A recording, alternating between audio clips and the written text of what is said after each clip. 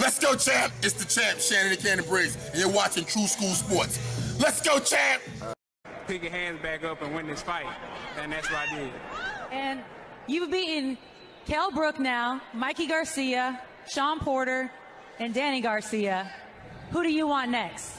Oh, I'm chilling on my ranch. I just bought a new ranch. I got a couple of horses. I'm getting some more horses, get some chickens, some more cows, and I'm gonna chill with my kids and my family and enjoy my time. And you know, I got to decide when I'm gonna come back, and then you know, hopefully be in the summertime.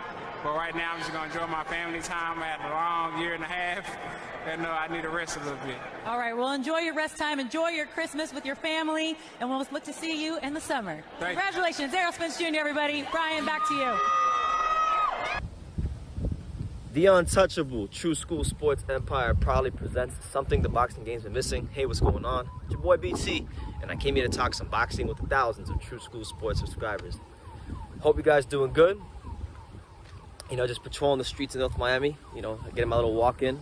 Got a nice day planned ahead of me. Going to the Warriors boxing gym later to watch the Russians and the Uzbeks and the, you know, local fighters train and just do some interviews and whatnot. So it's looking to be a pretty good day today. But what I wanted to speak about was Errol Spence Jr., aka The Truth, or as I'm gonna start to call him, because I think he's earned this nickname after his post-fight interview, Farmer Spence. Farmer Spence, you know, Farmer Spence, Errol Spence. You know, they asked him after the fight, you know, Errol Spence, you've just beat Danny Garcia. What do you want to do now? Who do you want to fight next?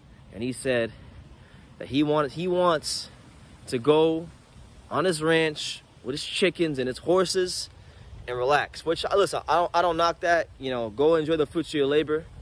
Go enjoy the fruits of your labor, champ, because you earned it. You've gone through a lot of things in your life. I'm not saying not to go enjoy it, but listen. Terence Crawford was there, sitting in the stands. He wanted all the smoke, okay? And what did Errol Spence do more? Errol Spence just continued the Errol Spence with a protection program. He doesn't want to fight Terence Crawford.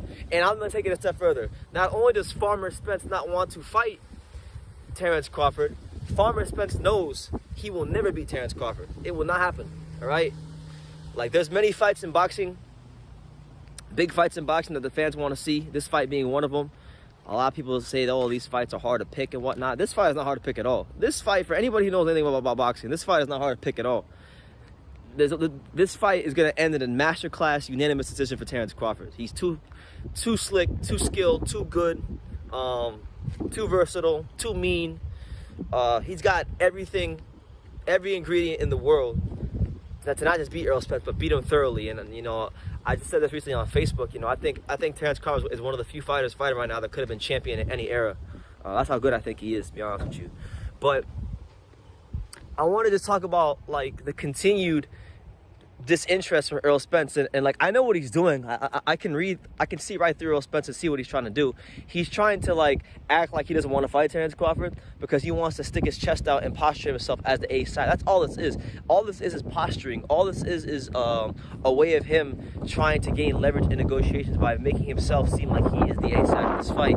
But in reality, neither one of these fighters are the A-side. Neither one of them is. Terence is not the A-side, and Errol's not the A-side, because neither one of them has really done anything at welterweight. Neither one of them has.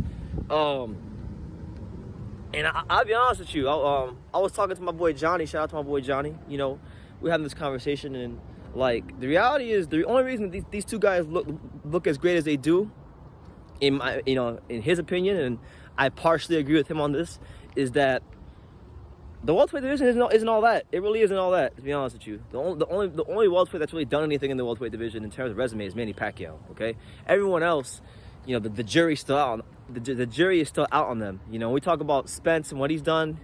On the surface, it looks great.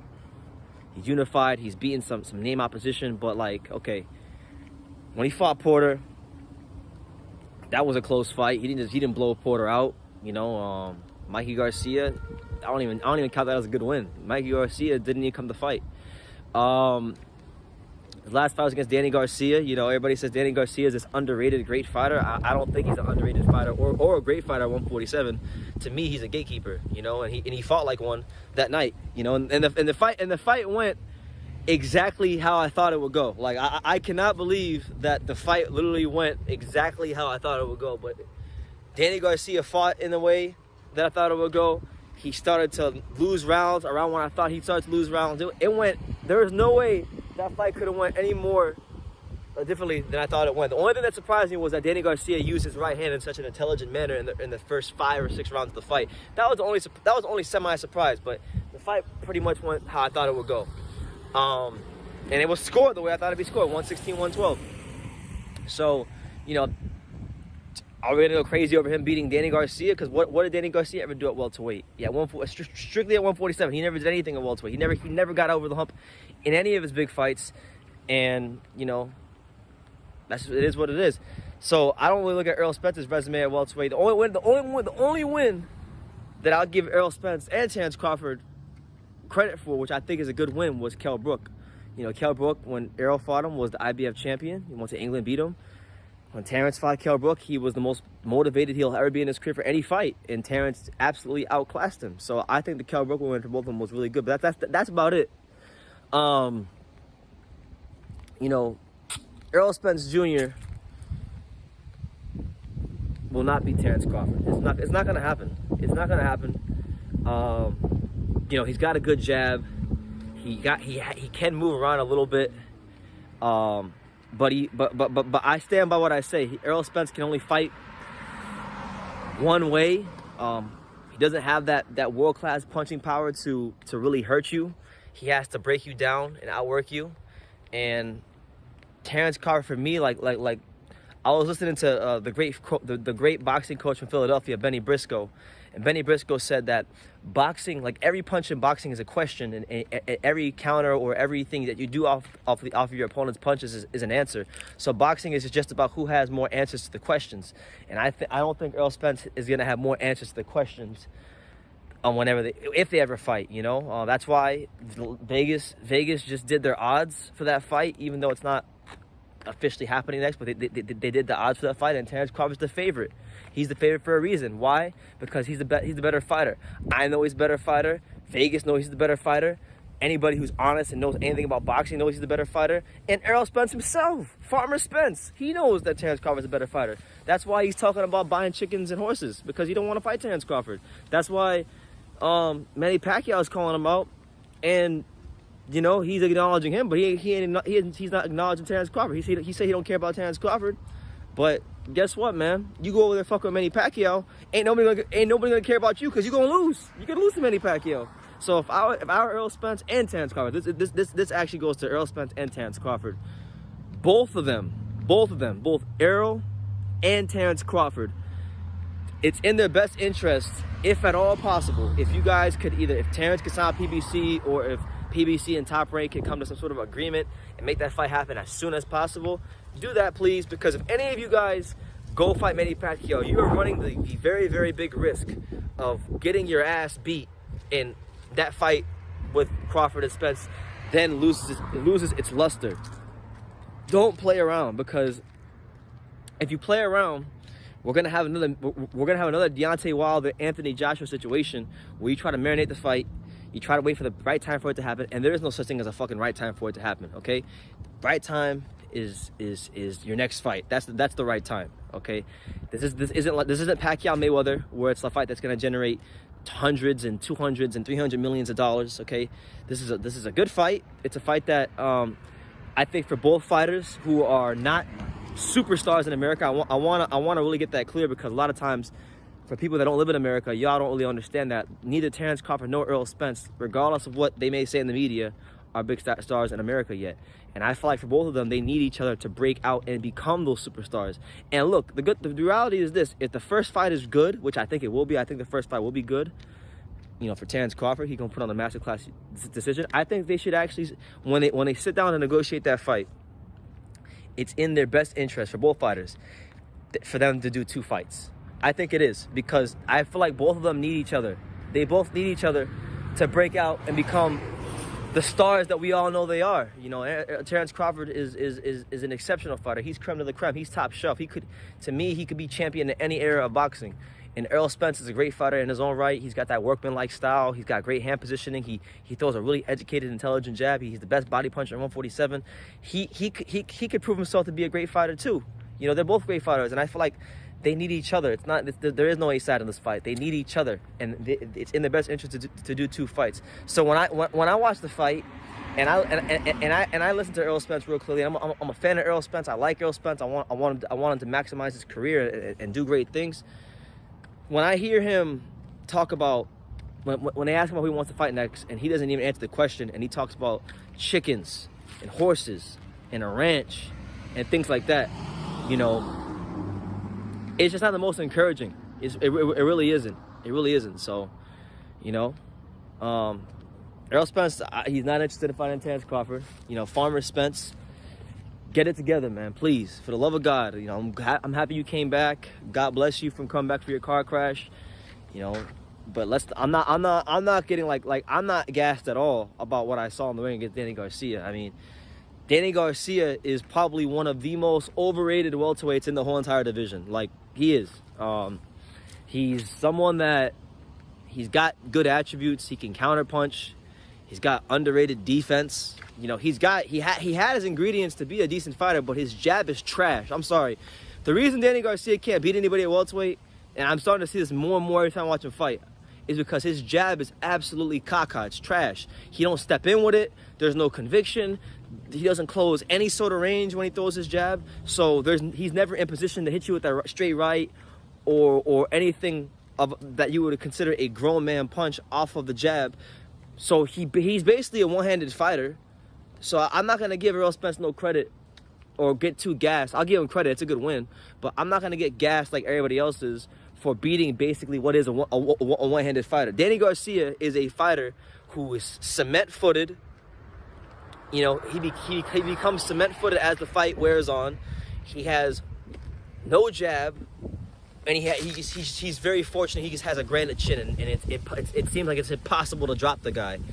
And that's what saves him, and that allows him to not look so bad when he loses.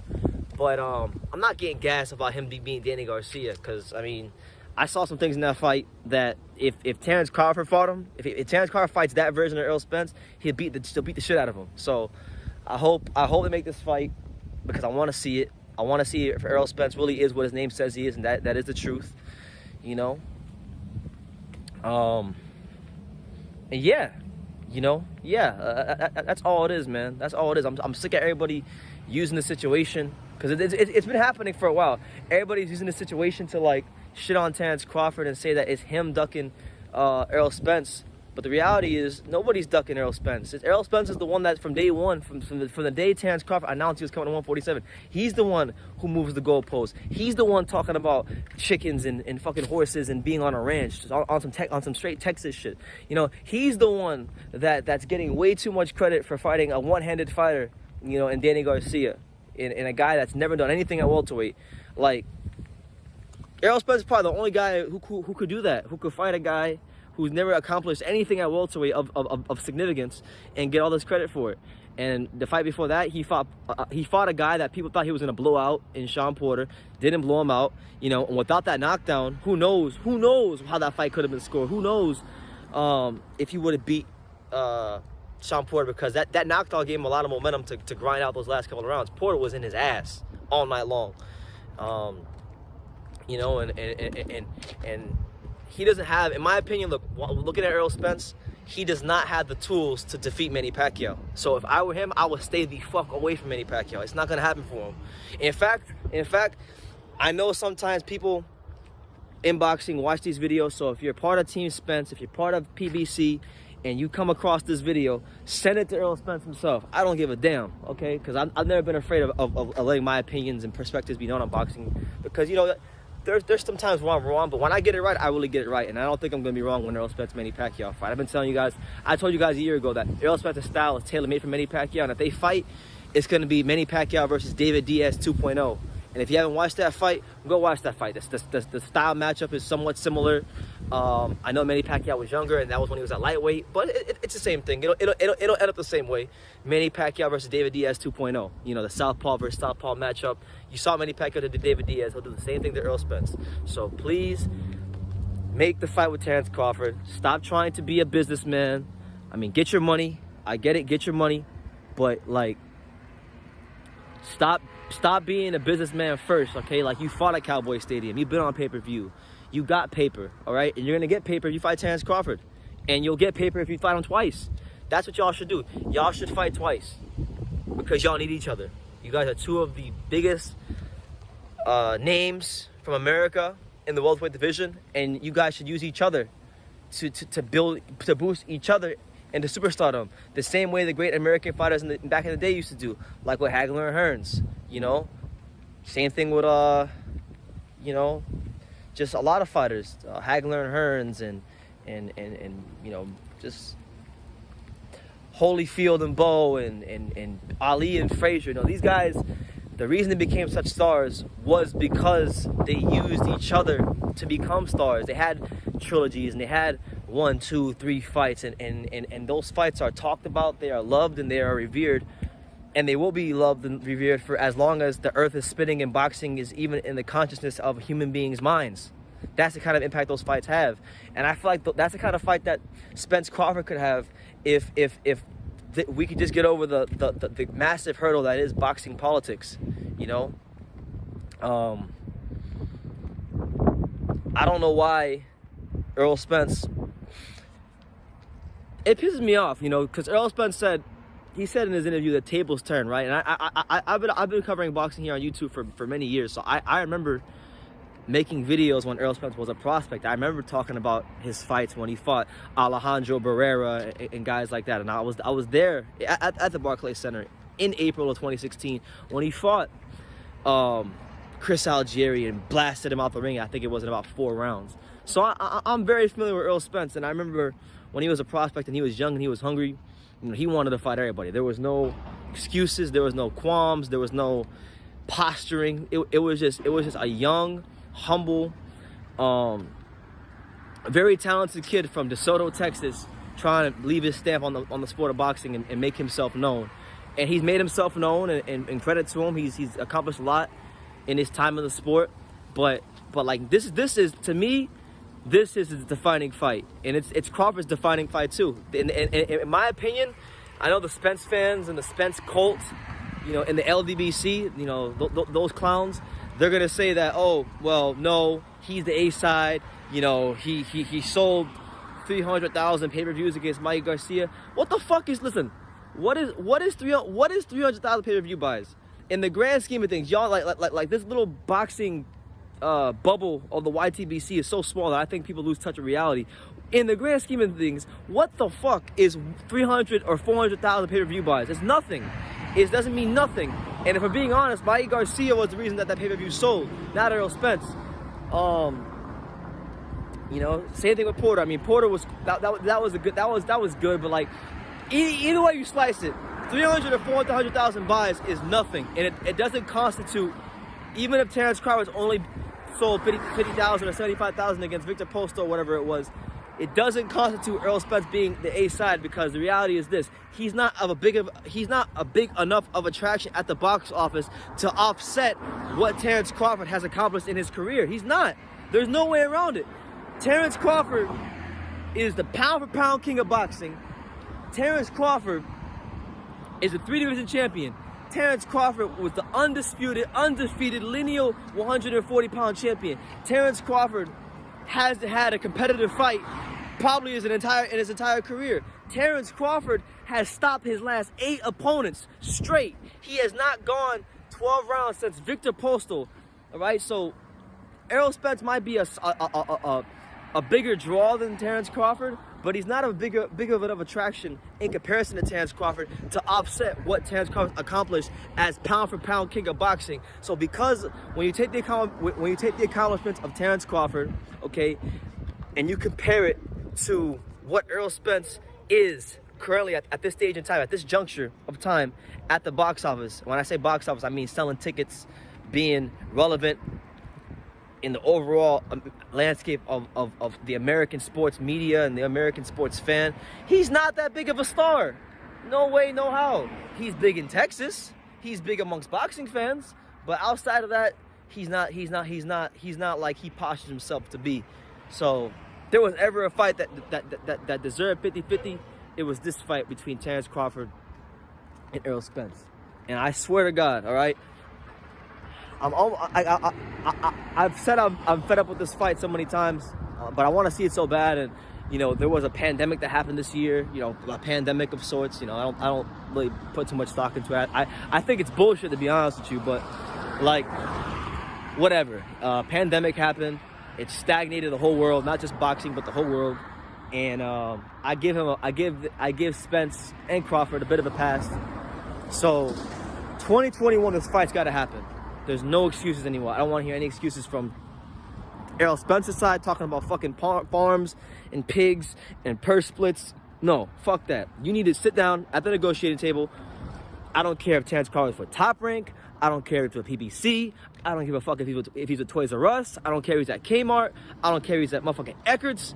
Whatever promotional company he's with, they just need to make this fight happen. That's it. There is no, you know, like, there is none of that stuff where, like, this fight needs to marinate and they need to get more money. Nah, fuck that. We need this fight next year. Because neither one of them has an impressive resume at welterweight. And I don't care what you Spence fanboys say. Danny Garcia is not a great winner at welterweight. If we're being objective, let's just take away the name. Take away the name Danny Garcia. Take away the name value and the brand recognition that the Danny Garcia name brings. If I told you, right? If I told you Errol Spence is going to fight a guy who hasn't beat a legitimate opponent at 147, a legitimate, you know, world-class, world championship caliber opponent at 147, he's gonna fight a guy who's never proven himself and got over the hump in any of his world championship fights. He's never knocked down. Forget knockout. He's never knocked down or dropped a world championship caliber fighter at 147. But he's learned how to lose and look good doing it. And he's gonna fight this guy on pay-per-view. If Danny Garcia's name wasn't Danny Garcia, if I just told you his strictly accomplishments at welterweight, and I asked you, would this be a great win? You know, you probably say it's a good win because the guy's never been stopped and the guy's durable and the guy's been competitive with top guys at 147, but he's never beat top guys at 147. So you would say it's a tune-up. So basically, Errol Spence beat a glorified tune-up because that's what it was. That's what it was. That's why it was such an easy fight to pick, because Danny Garcia has mastered the art of losing at 147. He has. He knows how to lose gracefully. He knows how to lose and make it look good, so that, you know, he fights just well enough to get out the ring safely, and he fights just well enough to get the respect of people who don't know anything about boxing, and you know, his reputation stays intact, and he can live off of being an overachiever at 140 and being a good fighter at 140, but not really accomplishing anything at 147. If there was a fighter in boxing who's been living off of what he did in a previous weight class more than anybody, it's Danny Garcia, all right? So don't tell me, oh, Errol Spence has beat all these great fighters like Danny Garcia and Mikey Garcia. Listen, both Garcias, Danny and Mikey, are not that great of a win. Mikey Garcia took that fight just strictly for a payday because he ducked Lomachenko, okay? He didn't want to fight Lomachenko, and he was happier to lose in a sparring session against Errol Spence Jr. than to fight a guy in his natural weight class and lose that fight because he would be criticized for it. Against Errol Spence, losing to him, there's no criticism, and you're getting paid more, and your profile is going to boost. So it was a no-lose situation for him from a business standpoint, and Mikey Garcia is one of boxing's biggest businessmen. So he hasn't done anything. And for people who say Terence Crawford hasn't fought anybody, you know, aside from Sean Porter, that Errol Spence fought, he hasn't fought anybody either. Sean Porter and Kell Brook, those are the only two guys he fought. And if we're telling the truth about Kell Brook, all right, Errol Spence had more advantages fighting Kell Brook than Terence Crawford did, because when Errol Spence fought Kell Brook, he was literally just coming off the Golovkin fight. So he had to make that sharp weight cut, okay? He had to make that sharp-ass weight cut, then fight Spence. When Crawford fought Brook, Brook hadn't been in a big fight in like 2 years. He had time to rest. He had time to recuperate. He had all the motivation in the world with the Eddie Hearn situation. You know, he had everybody doubting him and whatnot. And if you go back and you watch those first 2.5 rounds, 3 rounds, you saw a very, very good Kell Brook. The only reason that the fight ended the way it did is because Terence Crawford is Terence Crawford. And it wasn't because Kell Brook sucks. It wasn't because Kell Brook is washed. It wasn't because of any of that. It wasn't because Kell Brook is a nobody. You know, Terence Crawford just made him look like a nobody. So if anything, to me, in my opinion, Terence Crawford's win against Kell Brook is better than Errol Spence's win against Kell Brook. You might say, oh well, Kell Brook, when Farmer Spence fought Kell Brook, you know, Farmer Spence, you know, he went to his hometown and he took his belt and he broke his eye socket. And it was a closer fight. Yeah, it was a closer fight because Errol Spence is not as good as Terence Crawford. So, it pisses me off because I don't even like talking bad about Errol Spence. I love Errol Spence, and I've been an Errol Spence fan for about almost a decade now. I've been almost an Errol Spence fan.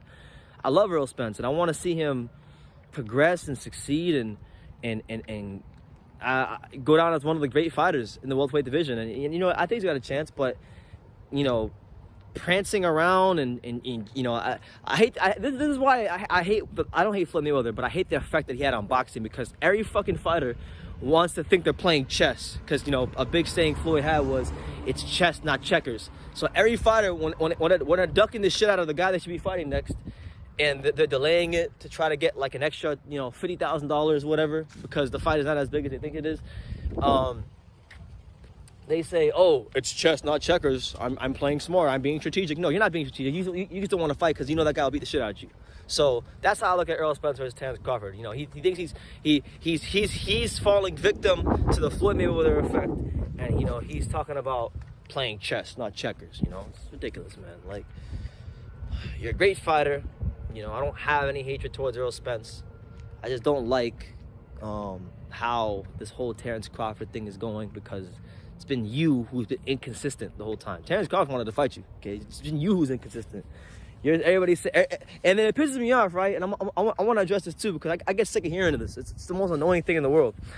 People like Errol Spence and the people who support him, when they want to try to discredit Terence Crawford's welterweight, when they want to try to discredit Terence Crawford's welterweight resume, they try to put Sean Porter in front of Terence Crawford as some sort of like roadblock. Like he's got to beat Sean Porter to prove that he's legitimate in the welterweight division. Hell no, he's already proven himself in the welterweight division. You know, people want to say the Jeff Horn win wasn't a good win, right? But whether you think Jeff Horn lost Manny Pacquiao or beat Manny Pacquiao, the reality is he was competitive with Manny Pacquiao. He had his moments against Manny Pacquiao. He was formidable enough for that fight to be called into question against Manny Pacquiao. Even though I thought Manny Pacquiao won, and I had it maybe a little bit wider than the judges, he was competitive enough for that fight to be left up to interpretation. So Jeff Horn wasn't a bad win, you know. And Terence Crawford beat the shit out of Jeff Horn, and it wasn't until after the Jeff Horn fight that people discredited the Jeff Horn win. But I thought the Jeff Horn win was a good win because of what Jeff Horn had showed against Manny Pacquiao, being competitive with him and making that fight close enough to get a decision. Yes, it was a hometown decision. Yes, we know it was robbery. Yes, we know he boxed dirty. We've already talked about that here on True School Sports, and that's been talked about on every boxing channel that covered that fight. But Jeff Horn was a good win. You know, he was a guy that previously in his career, he had defeated the likes of Ali Funeka. He had beaten a good veteran with punching power like Randall Bailey, you know, a former Olympian for the Australian team. He is no bum. Jeff Horn is no bum. You guys say he's a bum because you don't know shit about boxing, but he wasn't a bum.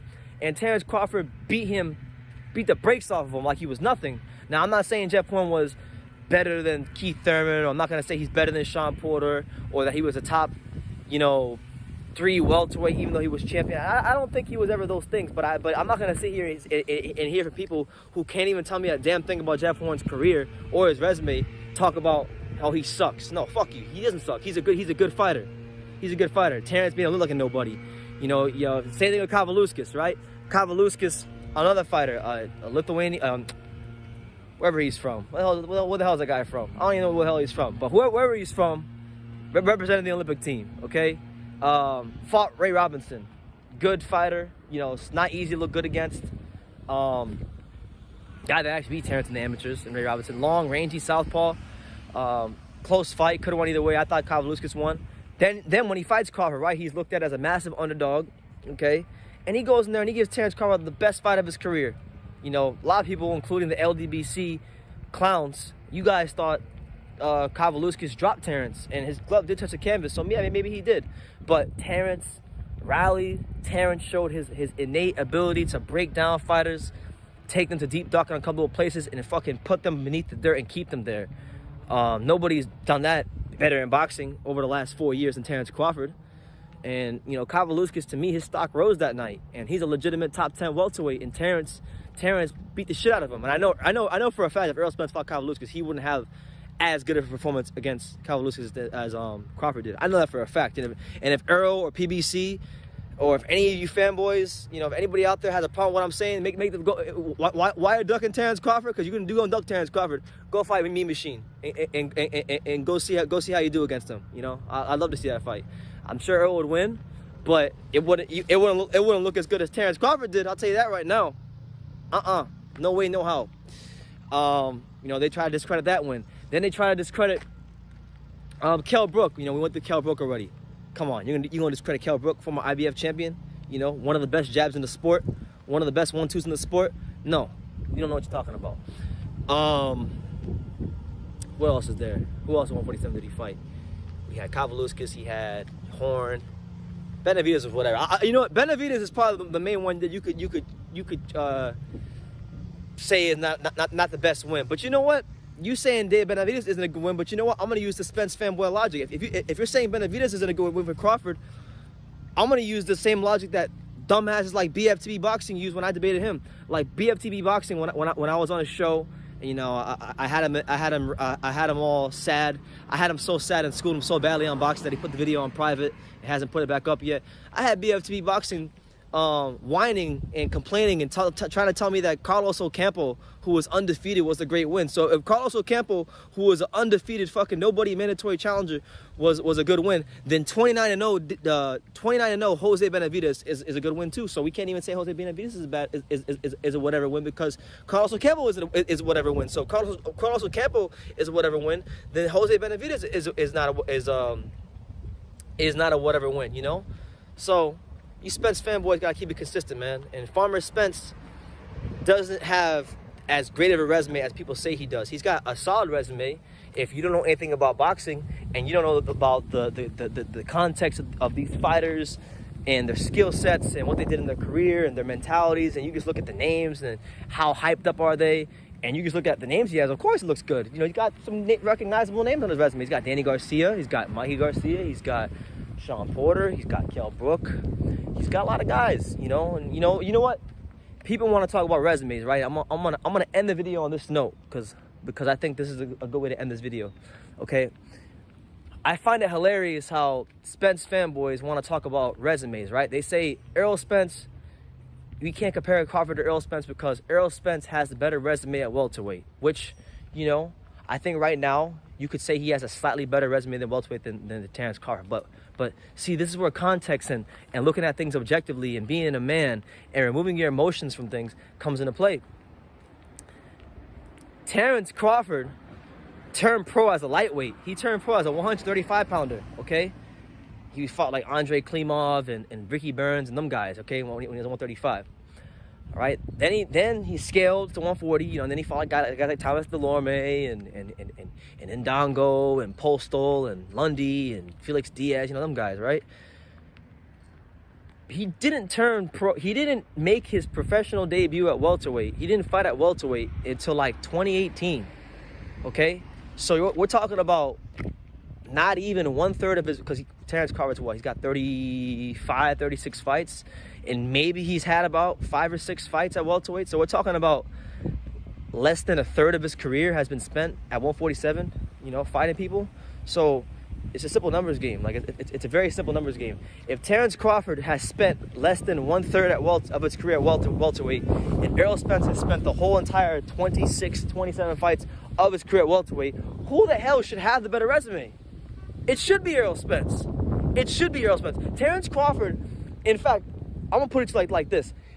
The fact that Terence Crawford's resume is even semi-comparable, the fact that it's even comparable at all to Errol Spence's resume, it tells you a lot about Errol Spence's resume, okay? His resume is not all that. And for somebody who spent his entire career, every fight, from his first fight as a professional, fighting in dumps, on TV, when very few people knew his name, to now at the world championship level of boxing, where he's fighting at Cowboy Stadium on a regular basis, from number 1 to number 26, 27, he has been a 147 pounder, and a big one at that. Some might even go as far as to say he might have been a weight bully at 147. I'm not saying that, but people who don't like Errol Spence say that. That guy is supposed to have a better resume than the guy who turned pro 135 and just got to 147 a couple of years ago, okay? So that's not a legitimate, like, for you idiot Spence fanboys that say, oh, well, you know, he's got a better welterweight resume than Terence Crawford. He's supposed to have a better welterweight resume than Terence Crawford. If he doesn't, then his resume's trash. It's caca. It's no good. It's dumpster fire. It's, you know? So, yeah, I've been rambling, man. I took a little walk, 35 minutes into this video. I spent over half an hour, all right? Congratulations, Terence Crawford. Congratulations, Errol Spence. You have successfully got BT, Brendan Taylor, True School Sports, and the untouchable True School Sports empire to rant about you for over half an hour in, you know, what is a very beautiful day here in South Florida. All in all, my closing message is this. Here on True School Sports, myself, Brendan Taylor, BT, the untouchable True School Sports empire. I love Terence Crawford. I've watched him fight for many years. I've covered one of his fights. I've been there. I've met him. I've interviewed him. Great guy, fantastic fighter. Same thing with Errol Spence. Been following him for a long time. Love his style. I love what he brings to the sport of boxing. I love his calm, cool demeanor that he brings to the ring. I love how he's going into becoming a superstar in boxing. And I think both these guys need each other. And I think it'd be a very, very, very, very, very disgusting thing in the sport of boxing if these guys do not fight each other in the calendar year of 2021. All I want to do is see this fight happen. I don't want to see Manny Pacquiao get a fight with either one of these guys first, because truthfully, I don't think Errol Spence or Terence Crawford have earned a fight with Manny Pacquiao. If we're being honest, neither one of them have earned that kind of payday yet, based on what they've done at welterweight. Absolutely not. You know, and I think the best way to prove who deserves to fight against Manny Pacquiao is for them to fight each other, and they can fight each other twice. If the first fight is good enough and it's competitive and people like it and it does good commercially, then they make a second fight, and that'll elevate them too, and then they'll be legitimate stars. Like, they'll be the kind of stars that did it on their own, and then they didn't necessarily have to piggyback off of a big name. You know, I know most of the time fighters do piggyback off a big name, but you know, this in my eyes would make them extra special as fighters, as guys who are upcoming stars in the sport and upcoming American stars in the sport, you know. So I'm gonna leave it at that. Hope you guys enjoyed the video. I don't mean to, if I came out disrespectful, I'm not trying to disrespect nobody. I'm just very passionate about the sport, and I want to see this fight happen because I know that it would do a lot of good for the careers of both fighters, and I really am a fan of both fighters. I met them both, interviewed them both, covered fights for both of them, so it's no hate over here. You know, but with that being said, you guys leave your comments down below. Make sure you take the time to subscribe. And like I say in every single one of these videos, you can love me or you can hate me, but I'm just kidding, dang it. So until next time, take care, guys. This is Chick Shane Mosley, and you're watching True School Sports. All right.